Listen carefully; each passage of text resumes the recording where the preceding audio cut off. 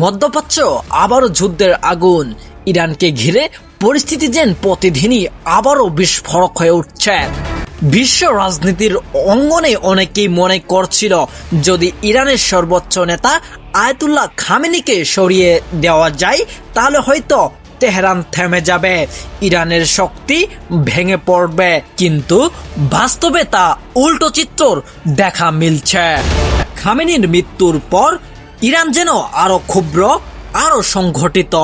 তাদের সামরিক তৎপরতা বাড়ছে, আঞ্চলিক উত্তেজনা ছড়িয়ে পড়ছে একাধিক দেশে, বিশেষ করে উপসাগরীয় অঞ্চল, সৌদি আরব, কুয়েত, কাতার এই দেশগুলোতে হামলার অভিযোগ সামনে এসেছে। ড্রোন, ক্ষেপণাস্ত্র, কৌশলগত সামরিক বার্তা সব মিলিয়েই গোটা মধ্যপ্রাচ্য এখন অস্থির এক বাস্তবতার মুখোমুখি অবস্থান করছে। বিশ্লেষকরা বলছেন এটি শুধুই প্রতিশোধ নয়, এটি শক্তি প্রদর্শন, একটি বার্তা। নেতাকে হত্যা করলেই রাষ্ট্র থেমে যায় না। অন্যদিকে আন্তর্জাতিক অঙ্গনে তৈরি হয়েছে নতুন সমীকরণ।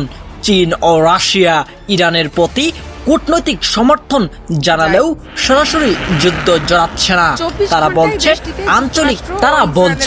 আঞ্চলিক স্থিতিশীলতা বজায় রাখা জরুরি, কিন্তু বাস্তবে উত্তেজনা কমানোর কোনো লক্ষণ নেই। প্রশ্ন উঠছে, এটি কেবল সীমিত আঞ্চলিক সংঘাত নাকি এটি ধীরে ধীরে বড় কোনো বৈশ্বিক সংঘর্ষের দিকে এগোচ্ছে?